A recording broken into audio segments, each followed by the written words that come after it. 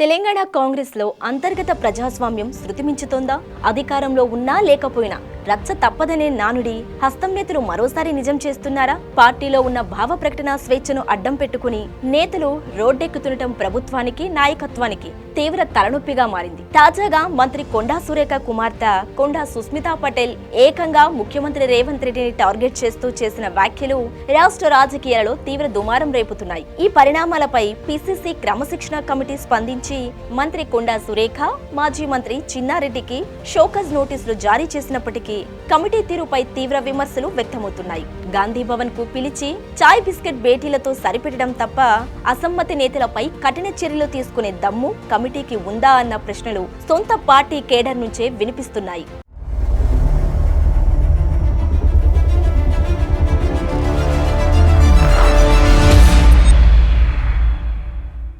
Hi hello, welcome to Khyati connects. నేను సిరి. తెలంగాణలో అధికారంలో ఉన్న కాంగ్రెస్ పార్టీలో అసమ్మతి జ్వాలలు రోజు రోజుకు తీవ్ర రూపం దాల్చుతున్నాయి. క్రమశిక్షణ పాటించాల్సిన అధికార పార్టీ నేతలే ఒకరిపై ఒకరు బహిరంగ విమర్శలు గుప్పించుకుంటూ రచ్చకెక్కుతున్నారు. అంతర్గత ప్రజాస్వామ్యం పేరిట నాయకులు గీత దాటి ప్రవర్తిస్తుండటం పార్టీ శ్రేణుల్లో నైతిక సామర్థ్యాన్ని దెబ్బతీస్తుంది. మంత్రి కొండా సురేఖ కుమార్తె కొండా సుస్మితా పటేల్ నేరుగా ముఖ్యమంత్రి రేవంత్ రెడ్డిని టార్గెట్ చేస్తూ తీవ్ర వ్యాఖ్యలు చేయటం రాజకీయాలలో పెను ప్రకంపనలు సృష్టిస్తుంది. పార్టీలో ఎలాంటి అధికారిక పదవి లేకపోయినా కేవలం మంత్రి కుమార్తె హోదాలో ఉంటూ ప్రభుత్వ పనితీరును, ముఖ్యమంత్రి నిర్ణయాలను బహిరంగంగా తప్పుపట్టడం అధిష్టానాన్ని విస్మయానికి గురిచేసింది. ముఖ్యమంత్రిపై చేసిన వ్యాఖ్యలను క్రమశిక్షణ కమిటీ తీవ్రంగా పరిగణించింది. సుస్మిత మాట్లాడిన పూర్తి వీడియోలను తెప్పించుకొని పరిశీలిస్తున్నామని, పార్టీ నిబంధనలు ఉల్లంఘించినట్లు తేలితే క్రమశిక్షణ చర్యలు తప్పవని committee chairman MP Mallu Ravi స్పష్టం చేశారు. ప్రతిపక్షాల కంటే ఘోరంగా సొంత ప్రభుత్వ నాయకత్వంపై మాట్లాడటం